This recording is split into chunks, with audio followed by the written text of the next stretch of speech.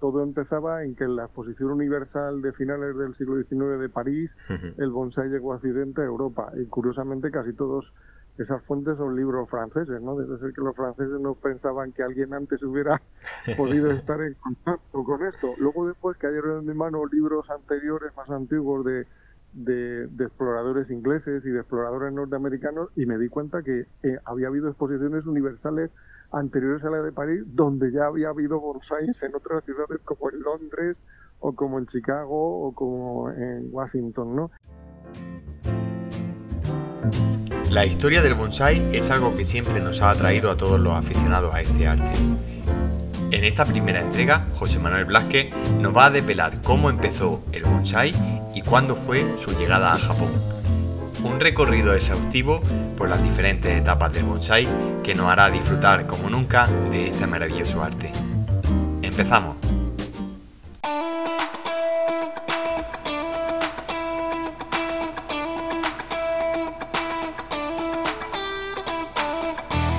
Bienvenido a Universo Bonsai Lover, el podcast dedicado al mundo del bonsái, donde podrás escuchar toda la actualidad y todo lo relacionado con este arte en cada capítulo. Soy Manuel Porras y te doy la bienvenida a este Universo Bonsai Lover podcast.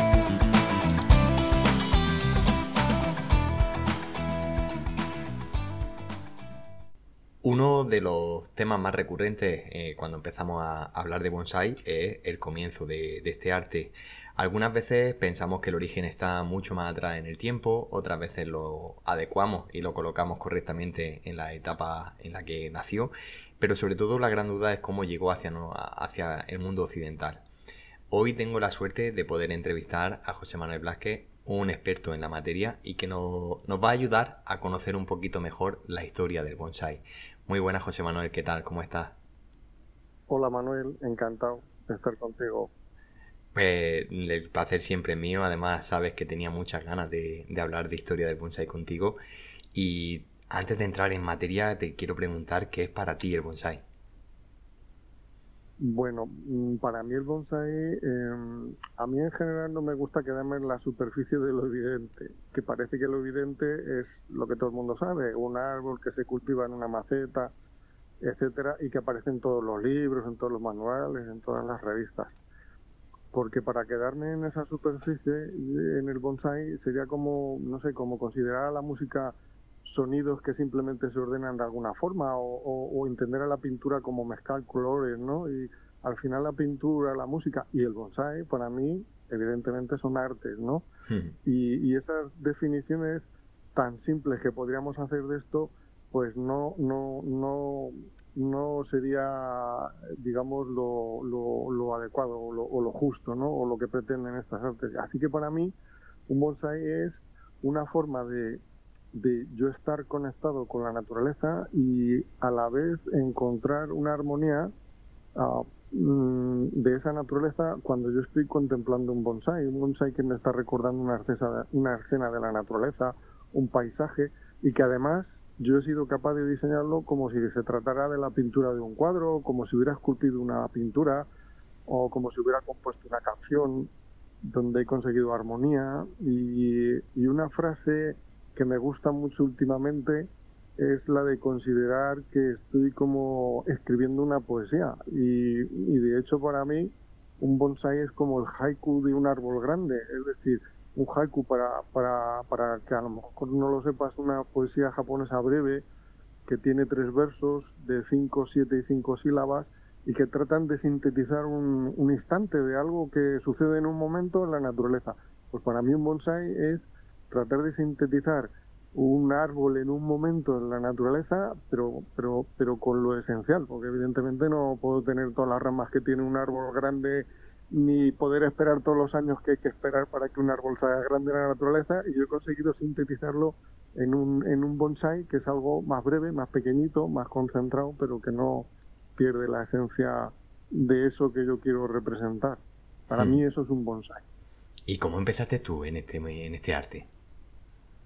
Bueno, pues mira, a mí desde pequeño siempre me ha gustado la naturaleza y supongo que como a la mayoría de los niños, yo creo que cuando todos somos niños, la naturaleza es una de estas cosas que nos llama la atención. A mí especialmente el mundo de las plantas. Y recuerdo que en un cumpleaños, cuando yo empezaba a ser adolescente, con el dinero que me dieron para regalarme por mi cumpleaños, pues yo me compré un libro de un bonsái, ¿vale? Y en casa yo pues intenté empezar con semillas y con macetas en casa, ¿no? Que mi madre, me imagino que me miraría y me diría, pero ¿qué está haciendo este chico, no? Que se ha vuelto loco, ¿no? En vez de dedicarse a otras cosas, ¿no? De adolescente se dedica a esto, ¿no? Y bueno, pues más tarde me compré un arbolito que recuerdo que era un ficus, en un centro de jardinería y de bricolaje que ya no existe. O sea, imagínate si hace ya tiempo de esto. Eh, y bueno, pues luego intentaba comprar las pocas revistas y libros que podían localizarse. No había internet porque yo ya voy siendo un poco mayorcito. Le estoy hablando de los años 80, la década de los 80, finales de los 80, mediados de los 80. Entonces, claro, eso se conseguía a base de ir a librerías, rebuscar en puestos, rebuscar en el rastro. Yo vivo en Madrid, rebuscar, y cualquier cosa que llegaba a mi mano, cualquier libro o revista que llegaba a mi mano, pues me lo intentaba comprar y intentaba aprender. Luego pues empecé a ir a alguna demostración de algún club de los que había por aquí por Madrid. Luego empecé a ir a alguna demostración, empecé a hacer algunos cursos. Jamás nunca pensé que mi afición fuera mi forma de ganarme la vida, pero yo creo que al final unas cosas te van llevando a otras sin darte mucha cuenta, ¿no? Y al final, pues mira, tu afición puede llegar a convertirse en tu medio de vida, ¿no? Y de eso te voy a preguntar ahora, porque como tú has dicho, a día de hoy te dedicas al bonsai plenamente y te dedicas dentro de lo que tu escuela que se llama Bonsai Kido. Cuéntanos un poco en qué consiste y dónde Sí, podemos encontrar Bonsai Kido. pues mira, Bonsaikido es una escuela de bonsai y también la denominamos de arte zen y diseño japonés. ¿Por qué? Pues porque consideramos que el bonsai está conectado con otras artes, como puede ser el ikebana, la ceremonia del té, la caligrafía, la jardinería japonesa, suiseki, etcétera. Y de hecho, a mí personalmente el mundo del bonsai me ha llevado también a todas estas artes que se consideran artes zen, porque de alguna manera están viviendo o tienen grandes influencias de lo que es el Zen, ¿no? En Japón, que digamos es la filosofía o la religión, por decirlo de alguna manera, genuinamente de Japón. Obviamente, nuestros cursos están mayoritariamente enfocados al bonsai. En la actualidad son online porque la pandemia del COVID-19 nos obligó a reinventarnos. De repente tuvimos que dejar clases porque no podía, presenciales, porque no podía moverse la gente de sus casas, y tuvimos que empezar a dar clases online. Y bueno, aquello que fue una solución a un problema que de repente surgió, pues con el tiempo, estos 3, 4 años, se han convertido digamos, la base de nuestra escuela, ¿no? Nos hemos reinventado y bueno, somos capaces de llegar a gente que antes no podíamos llegar a ella porque no podía desplazarse a Madrid o porque en donde viven no hay ningún sitio donde aprender, y bueno, pues los ofrecemos online. Y bueno, y como te he dicho, pues también hacemos eventos para particulares y para empresas, ¿no? Relacionadas con la cultura japonesa. Y bueno, hacemos jardines japoneses y todo lo que está un poco relacionado con la naturaleza y con las artes zen. Y bueno, el que quiera contactar con nosotros nos puede localizar en nuestra página web bonsaikido.com, bonsaikido con cada kilo, o nos puede enviar un mensaje a info@bonsaikido.com, o simplemente con que ponga Bonsaikido o busque a José Manuel Blázquez y ponga bonsai, seguro que nos encuentra en Facebook o en Instagram o en cualquiera de nuestras redes sociales. Además, en la descripción de este capítulo dejaré también enlace para que todos los oyentes puedan directamente pinchar en la web, que yo recomiendo que entréis, que la veáis, porque es cierto que se nota la pasión que le dedicáis no solo al bonsai, sino a todo lo relacionado con la cultura zen y con el arte zen. O sea que invito a la gente a que cuando termine de escuchar este podcast se dé una vuelta y le eche un vistazo. Y ahora, si te parece, José, vamos a entrar un poco en materia. Yo tengo que reconocer que, aunque sea de ciencia, aunque yo haya estudiado ciencia y me dedique al mundo de la agronomía, la historia es algo que me apasiona cuando empecé con el tema del bonsai, una de las cosas que me ha gustado mucho y que todavía sigo leyendo y intentando indagar un poco, eso es lo referente a la historia del bonsai, cómo empezó, cuáles fueron sus orígenes y sobre todo cómo ha sido su difusión por el mundo. Y es verdad que esto está lleno de mitos, de leyendas, de diferentes orígenes. Hay quien considera que empezó muy, muy, muy atrás en el tiempo, hay quien considera que no. Pero yo quiero que hoy intentemos poner un poquito de luz, tú y yo, a este origen del bonsai. Pues sí, la verdad es que a mí también personalmente me gusta mucho la historia. Yo también vengo de ciencias, pero la historia me apasiona. Yo creo que conocer la historia de las cosas te ayuda a entender las cosas. Para mí, entender la historia de dónde viene el bonsai me ayuda a entender el bonsai, de dónde viene, qué es lo que se hizo, cómo se hizo y qué es lo que estamos haciendo ahora y hacia dónde vamos. Y la verdad es que a mí me aclaró muchas cosas. Hace como 3 o 4 años me hicieron un encargo para escribir un libro que luego, si hay tiempo, comentamos el título por si a alguien le interesa, Sí, por de una supuesto. colección que tiene que ver sobre la cultura japonesa en todos los aspectos. Ujú.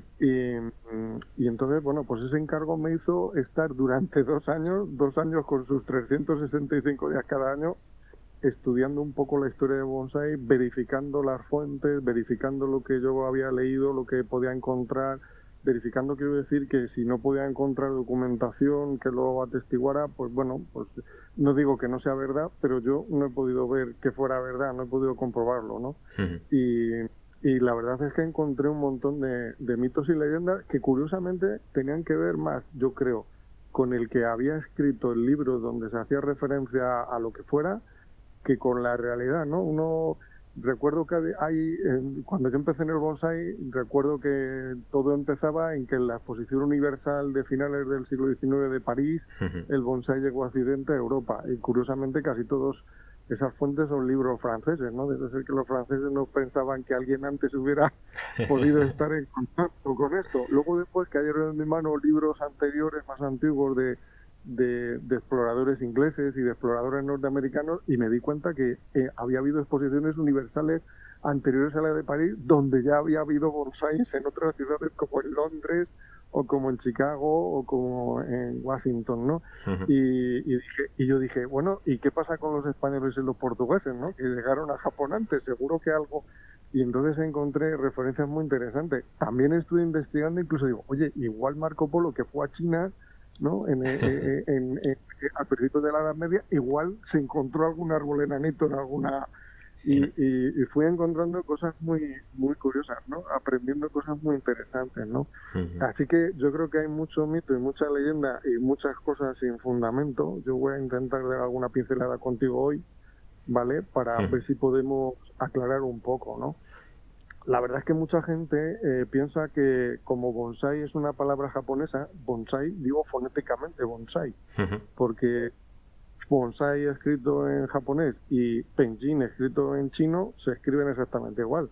Son los mismos términos, ¿no? Pero la palabra bonsai japonesa hace pensar a mucha gente en Occidente, y como además llegó a través de Japón, pues que esto es algo que lo han inventado o que lo han desarrollado los japoneses, ¿no? Y lo cierto es que el arte de crear paisajes sobre rocas en macetas para puro disfrute y contemplación, en principio se origina en China. Ya veremos, ya veréis que muy, muy, muy, muy atrás, ¿eh? Ujú. Tú, Manuel, interrúmpeme cuando quieras, Nada, ¿eh? nada, tú sigue Bueno, porque estás dando perfectamente en, la explicación. en China, y seguramente como una mezcla de necesidades, y cuando hablo de necesidades es que los seres humanos, como estamos hablando de China, pues en China los seres humanos, cuando empezaron a cultivar plantas, tuvieron varias necesidades. Una que era la de producir alimento y otra la de producir medicinas. Ujú. Pero no tenían, en un principio no existía la necesidad de simplemente mirarlas, contemplarlas, etcétera. Y esas plantas para alimentarnos y esas plantas para tener medicinas necesitaban ser transportadas. ¿Para qué? Pues necesitaban ser transportadas en nuestras expediciones en nuestras migraciones extendiéndonos por nuevos territorios, necesitábamos llevárnoslas con nosotros. Las que habíamos conseguido domesticar, las queríamos seguir utilizando en nuevos territorios. Y también teníamos la necesidad de aquellas plantas que descubríamos como nuevas, el poder recolectarlas y poder transportarlas de nuevo a nuestros sitios de origen. Por lo tanto, en algún momento tuvo que aparecer la necesidad de, caramba, yo tengo que poder poner una planta en un recipiente, en alguna cosa, que yo pueda transportarla, pero necesito saber cómo se cuida esto para que no se me muera por el camino, ¿no?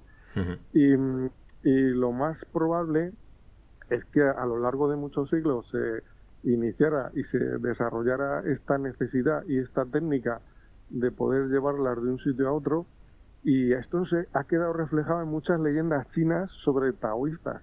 El taoísmo fue una corriente que se inició muy pronto en China, y cuando digo muy pronto me refiero muy cercano a las fechas en las que contamos en Occidente, ¿no? Que es a partir de la muerte de Cristo, ¿no? Entonces, hacia el siglo III de nuestra era después de Jesucristo, hay muchas leyendas taoístas que hablan de poseer conocimientos mágicos para hacer paisajes que se hacen pequeñitos en cuencos y en macetas, como si fueran jardines, que se hacen con árboles, con piedras, con plantas, y que tratan de representar pues el imaginario taoísta, que eran los 5 elementos chinos, pues el agua, la tierra, la madera, el metal, ¿no? El fuego. Y a través del cultivo de estos pequeños paisajes en cuencos con plantas, lo que trataban ellos era de acceder a las propiedades mágicas que tenían estas plantas, que ahí se cultivaban mágicas, porque claro, no existía la medicina, ¿no? Era, si una planta tenía algún efecto sobre un ser humano, era como mágico, ¿no? Entonces trataban de tener esa magia. Además también es muy probable que alguna persona, algún historiador que se ha dedicado a estos temas, no aficionado al bonsái, sino por la historia de China, ¿no?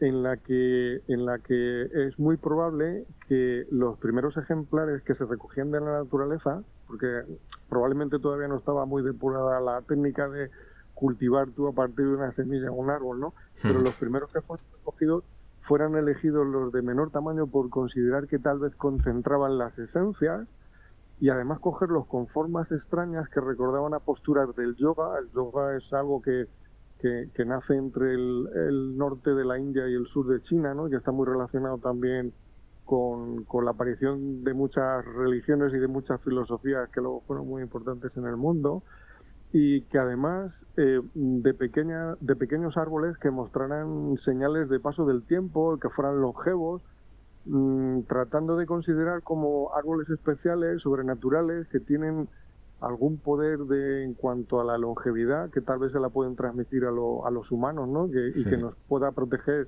de la muerte, ¿no? Los chinos siempre buscaron la vida eterna, el elixir a través del jade y todas estas historias, ¿no? Y tal vez estos pequeños ejemplares de formas extrañas que concentraban todos estos poderes que ellos consideraban mágicos, pues hombre, no podían ser utilizados como leña para calentarse o como trozos de madera para hacer casas, ¿no? Y eso, pues yo creo que fue el inicio de una forma de empezar a cultivar árboles de pequeño tamaño, arbustos de pequeño tamaño, en contenedores especiales, ¿no? Luego, por otra parte, es muy curioso, que además yo se lo digo muchas veces a mis alumnos en clase, la costumbre china de recibir el año nuevo, que hoy en día todavía existe, con flores de albaricoquero, con el famoso Prunus mume, que nosotros conocemos, los aficionados al bonsái, como cerezo japonés, aunque no tiene cereza, como en realidad son albaricoques. Bueno, pues en China, desde hace muchos siglos, existe la costumbre de recibir el año nuevo chino con flores de este árbol, que se colocaban en casa para tener buena suerte, para empezar bien el año.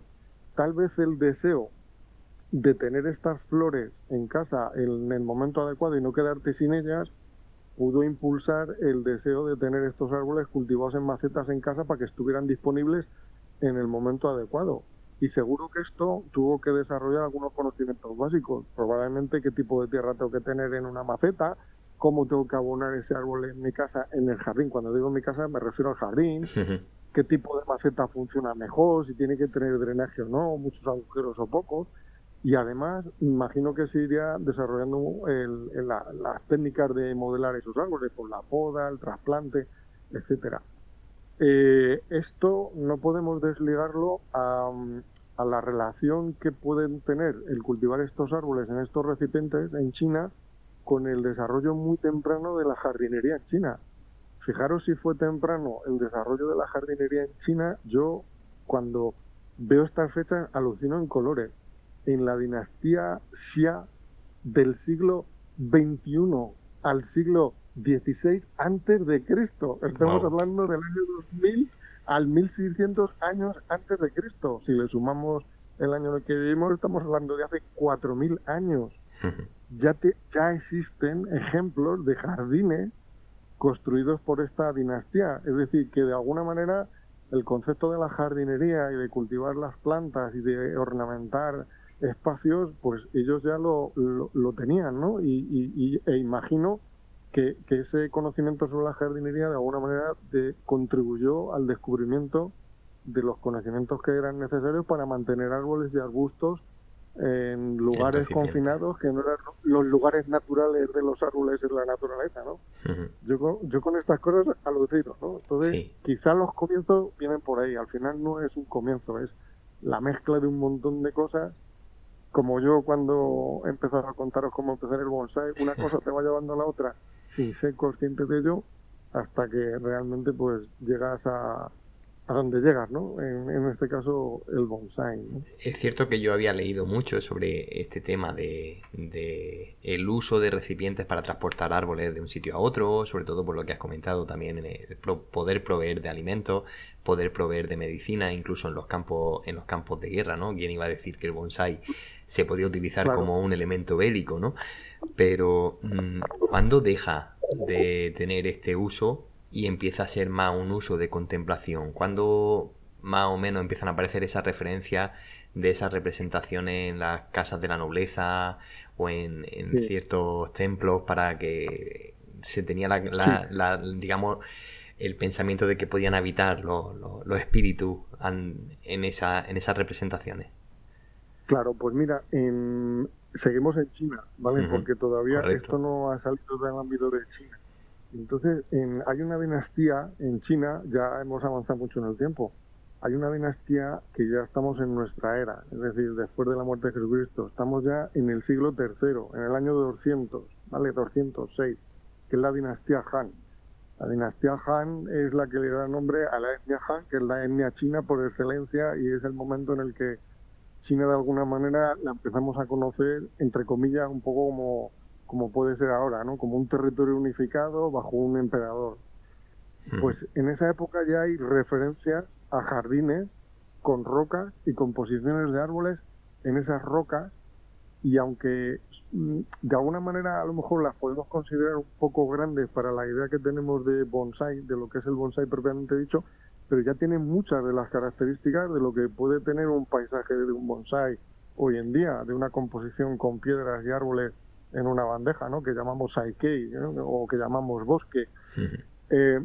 Pero no es hasta realmente una dinastía bastantes siglos después, estamos hablando del entre el siglo VII y el siglo X, ¿vale?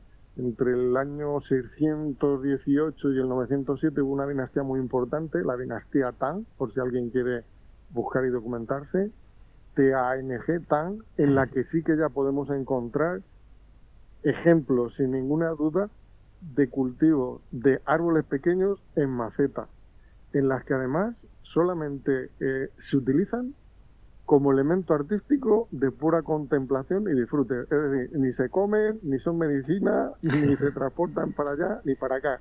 Están en la casa de la aristocracia, están en los sitios importantes de la gente importante, que en esa época era la aristocracia básicamente, y que incluso comienzan a ser regalos de importancia, ¿vale?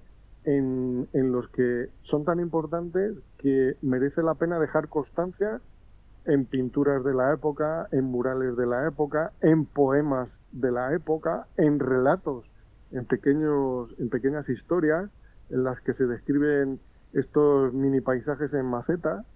Y en el año 1972, del siglo XX, Ujú. se descubrieron unos frescos en una tumba de un príncipe de esta dinastía, ¿vale? De un príncipe que se llama Zhang Huai, que me perdonen los chinos que estén oyendo el podcast, por Por- mi pronunciación china. Eh, en un mausoleo de una ciudad que se llama Qianlin, en la que aparecen unos criados o unas chicas, ¿no? No Ujú. está muy claro, ¿eh? Los arqueólogos, yo he estado investigando un poco esto y no sé, no, unos dicen que son criados, otros dicen que son unas chicas. Ujú. Llevan unas bandejas sobre la mano, que incluso hay alguna fotografía de esto que se puede encontrar por internet o en algún libro de bonsai, en las que aparecen unos pequeños árboles en miniatura, recuerdan un poco a los prunus mume. Ujú. Y hoy en día se considera el documento gráfico, porque sí que hay documentos escritos sin imágenes, el documento gráfico más antiguo que está relacionado con lo que podemos considerar bonsáis o árboles pequeñitos en maceta. O sea que ahí en este momento, en esta dinastía, en este siglo que os he dicho yo, entre el siglo séptimo y décimo, es cuando en China comienza a tomar el cuerpo de arte y de lo que podemos encontrar hoy en día en lo que llamamos nosotros bonsai. Pero no solo se da un paso en el bonsai, sino que también paralelamente la cerámica empieza a evolucionar y empieza a acompañar todo este tránsito del paisaje al árbol singular, ¿no? Al árbol único en la maceta, ¿no? Sí, sí, por supuesto, por supuesto. De hecho, cuando yo en clase de bonsai hablo de las macetas que utilizamos, a la gente le recuerdo que estamos utilizando una tecnología que lleva siglos de evolución, donde se han ido depurando las formas, los tamaños, las características de los agujeros de drenaje, las proporciones que tienen las macetas para que sean las adecuadas para el mejor cultivo, aparte de las estéticas, ¿no? Y en concreto, paralelamente a todo esto que yo he estado contando de cómo ha ido tomando cuerpo de bonsai, estas recreaciones que en un principio pues se hacían en bandejas que eran utilizadas en un principio como incensarios, es decir, los incensarios pasan a formar parte de lo que pueden ser las bandejas que se utilizan como bonsai, pero luego se empieza a desarrollar toda una cerámica en la que me imagino, bueno, pues que a base de prueba, error, fallo, o sea, no solamente la estética, pues poco a poco vas viendo o vas descubriendo qué materiales son los adecuados y si es mejor o es peor que tengan patas, que no tengan patas, más allá de los gustos, en cuanto a diseños, formas y colores, ¿no? Pero, pero, y además no lo podemos desligar tampoco de que hay que tener en cuenta que las composiciones chinas que dan origen a esto de que nosotros llamamos bonsai, estaban, digamos que eran recreaciones de paisajes naturales, pero que eran imaginarios. Quiero decir que eran lugares míticos, animales mitológicos, escaleras escaleras que suben al cielo, que conectan al hombre con en la tierra y el cielo, la idea de encontrar la inmortalidad, y eso también influía en la forma de decorar o en las formas que podían tener las macetas, acompañando un poco esas formas de árboles o esas recreaciones paisajísticas, ¿no? Que podían estar haciendo en China, ¿no? Entonces con esto dejamos más o menos aclarado el tema del origen. China fue el país donde surge el bonsai como lo entendemos a día de hoy. No fue directamente como lo entendemos a día de hoy, sino que previamente tuvo un proceso de adaptación a lo que podemos llamar hoy bonsai. Y si te parece, José, vamos a dar un salto en el tiempo, nos vamos a la dinastía Yuan y en este momento es cuando, en teoría, el bonsai se introduce en Japón, ¿no? Bueno, a ver, la dinastía Yuan, simplemente como curiosidad, es una dinastía que no es china, propiamente dicha. Es una dinastía que fue fundada por los mongoles, ¿vale? En el siglo XIII. En realidad, el bonsái en Japón se introdujo mucho antes del siglo XIII, mucho antes de esta dinastía. Me explico. Yo creo que hay pruebas suficientes como para pensar que se introdujo antes, o que al menos llegó antes. No sé si se difundió mucho o poco, Ujú. pero seguro que llegó antes. Hay un templo en la ciudad de Nara, Japón. Nara, para el que no lo sepa, fue una de las capitales imperiales de Japón en la antigüedad, anterior a Kioto, a lo que antiguamente se llamaba Heian.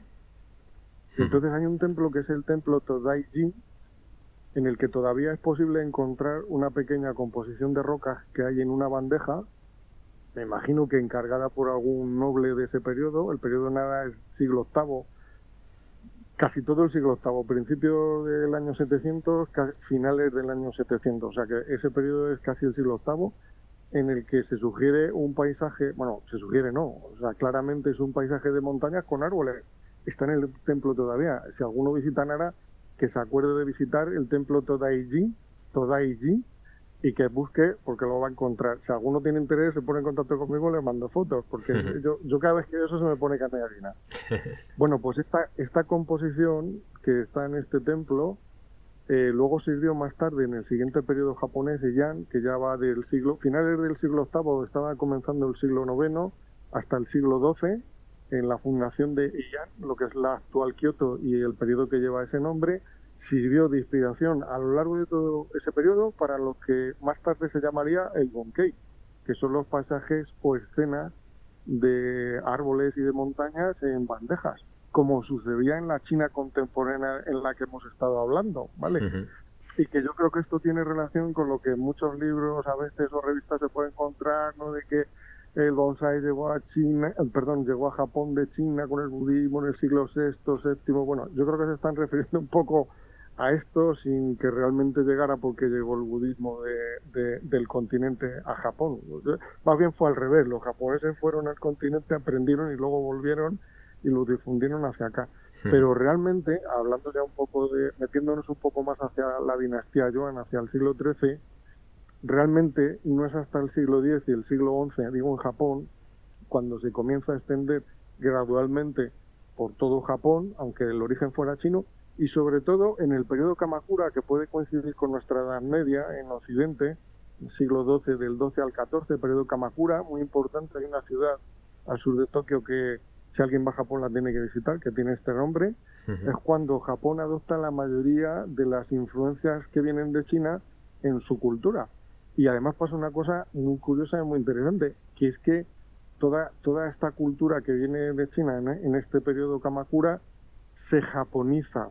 Se japoniza quiere decir que empieza a pasar por el tamiz del budismo zen y la influencia sintonista, ¿no? Y entonces eso que venía de China como algo culto, ¿no? Y que la gente aristócrata y culta lo quería tener, empieza a tomar la forma de genuinamente japonesa y empieza a tomar aspectos japoneses. De hecho, en este periodo aparece una cosa muy graciosa que tiene de nombre Hachinoki. Hachinoki en japonés significa árbol en taza.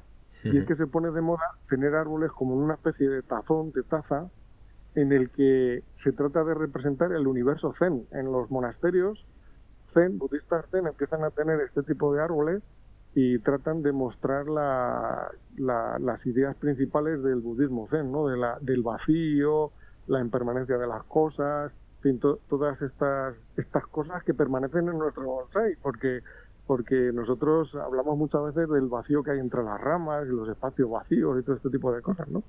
Y es el momento en el que de repente empiezas a encontrar un montón de referencias en poesía, en rollos de pintura, en libros donde se indica cómo se hacen los pinos bonsai, en Ujú. descripciones de las características que tienen que tener la silueta de los pinos bonsai.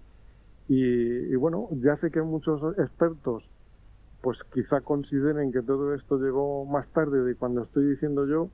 Yo considero que llegó antes, yo he podido verificarlo, eh, y quizá cuando otros autores consideran que llegó más tarde es realmente cuando se difundió, pero yo creo que todo siempre llega antes de que se difunda, ¿no?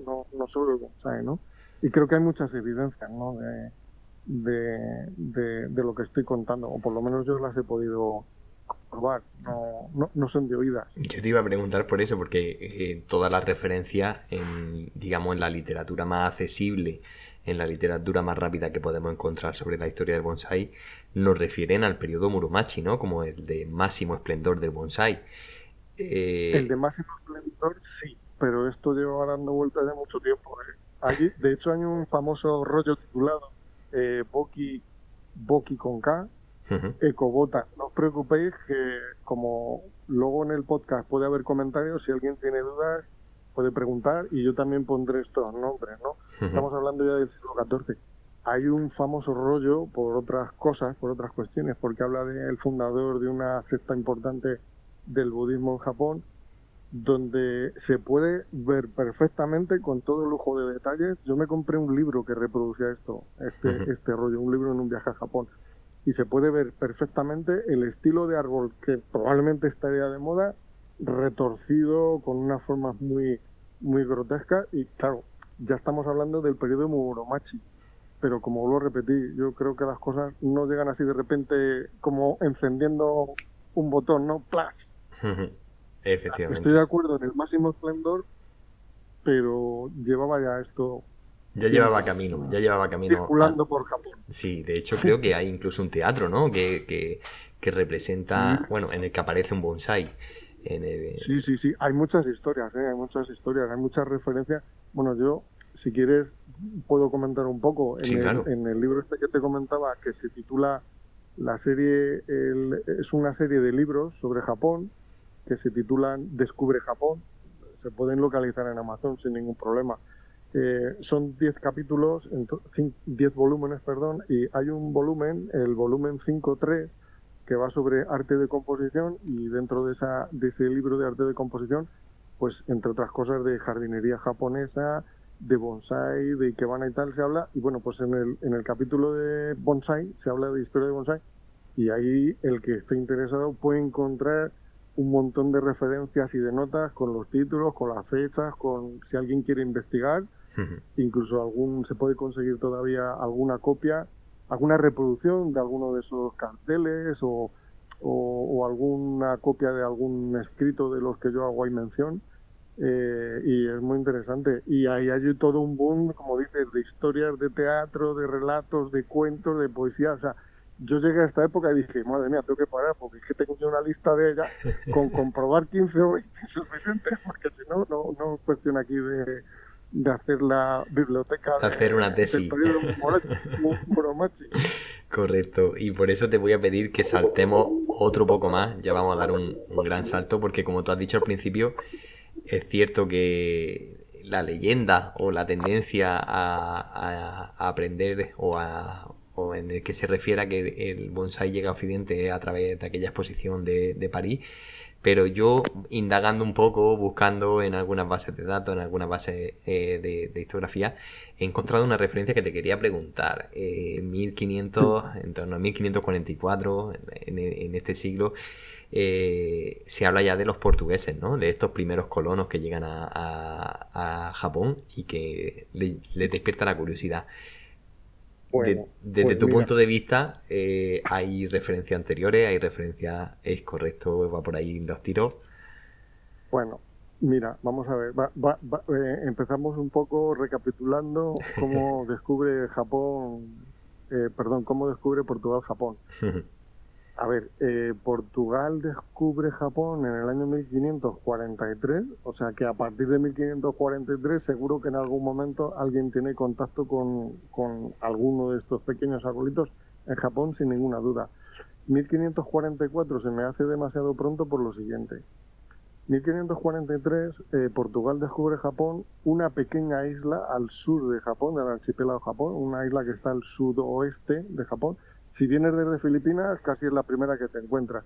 Pero es que la encuentran porque ellos van a China, van de Filipinas, perdón, van rodeando la costa de Macao, van a China. Y entonces una tempestad los desvía y tienen la suerte de no morir en la tempestad porque quedan encallados en esta isla. Ellos no saben ni dónde han llegado. Probablemente piensan que están en Filipinas o que están en alguna isla de China perdidos. O sea, son mercaderes que van a China y por lo tanto no llevan gente apuntando porque no van en misión de descubrimiento. ¿Me explico? Ujú. Cuando los barcos iban en misión de descubrimiento siempre llevaban a alguien, que normalmente al principio solía ser un religioso, que iba apuntando todo lo que se encontraba, describiendo todo lo que se encontraba.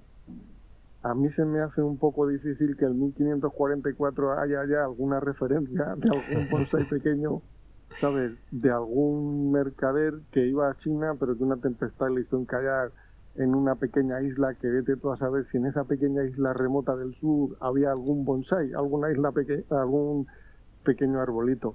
Pero sí que es cierto que probablemente, sin duda alguna, a partir de ese momento, quizá años más tarde, a finales del siglo XVI, alguien, quizá algún portugués antes que algún español, porque ellos llegaron antes y establecieron comunicación antes que nosotros, pues quizá alguien apuntó algo. Yo estuve investigando mucho, esto es lo que más tiempo me llevó a investigar, porque tenía el deseo de encontrar la referencia occidental más antigua, porque hasta entonces yo tenía la referencia de unos ingleses que en el siglo XVII habían descrito algo en un libro, un almirante inglés, y que fue publicado, no fueron publicados esos cuadernos hasta el siglo XX, ¿no? Y eso es lo que yo conocía, pero digo, pero es que tiene que haber alguna referencia antes, no me lo puedo creer. Y yo encontré una referencia, tengo una copia del libro, porque el libro original está en una universidad que hay en Texas. Es normal que esté en Texas, ¿eh? No es que nos robaran las cosas los americanos, es que Texas formaba parte de las colonias españolas. El viaje que se hacía a Filipinas era Filipinas-México, Texas estaba dentro de México, México-España, y todas las semanas salía un barco de Sevilla o de Cádiz hacia México, hacia la costa occidental de México, atravesaban todo México, y luego en la costa oriental y en la costa occidental del Pacífico, luego salían hacia Filipinas.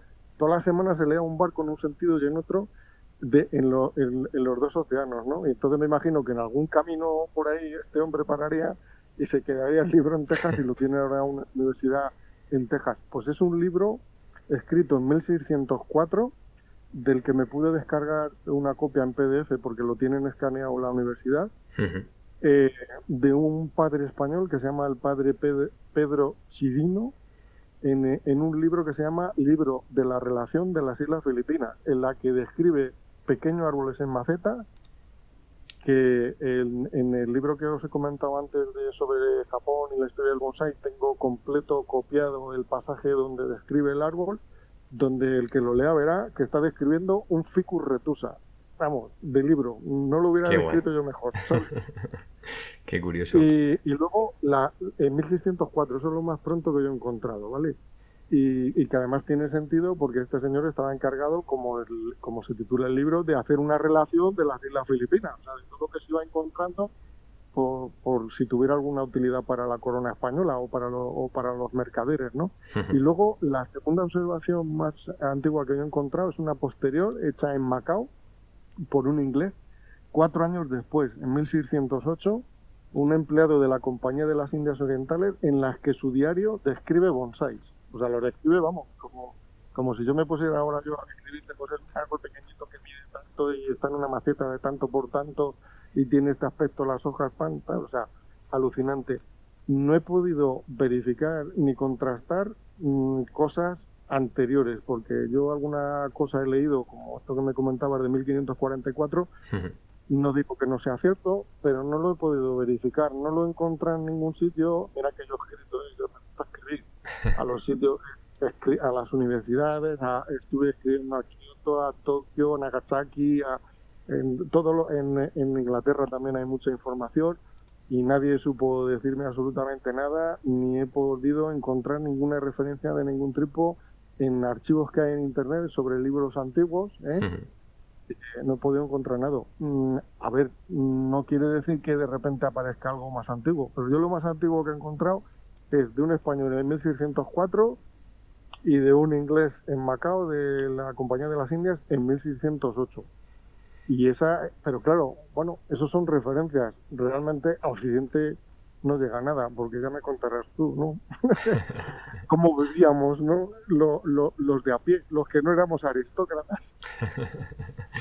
Bastante teníamos cosas. como Con para tener sobrevivir. bonsáis. Bueno, podríamos haber empezado a cultivarlos para sobrevivir, ¿no? Como empezábamos este Sí, capítulo. sí, José Manuel, si te parece, dejamos aquí, en esta perfecto. primera fase de apertura al mundo occidental. Te invito a que volvamos a retomar esta conversación un poco más adelante Cuando, para cuando tú quieras. adentrarnos en la difusión en el mundo occidental, porque también hay un montón de información Sí, sobre Occidente y de sí, cómo se fue transmitiendo hasta llegar a día de hoy.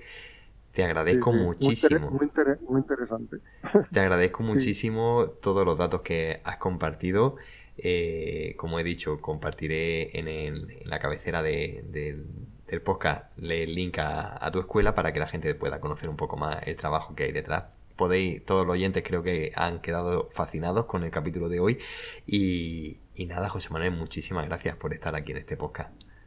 a ti y por poder compartir estas cosas que me apasionan. Me apasiona el bonsai, me apasiona la historia. Si encima es la historia del bonsai y además contigo, pues fenomenal. Un placer que me Muy tenga en bien, esta estima. igualmente. Un abrazo. Un abrazo para ti, José Manuel. Un saludo. Hasta luego. Muchas gracias por escuchar este capítulo de Universo Bonsai Lover Podcast. Si todavía no lo has hecho, no olvides suscribirte en tu plataforma preferida. Y si te ha gustado el capítulo, compártelo para que este Universo Bonsai Lover llegue a más gente como tú. Nos volvemos a oír dentro de 10 días.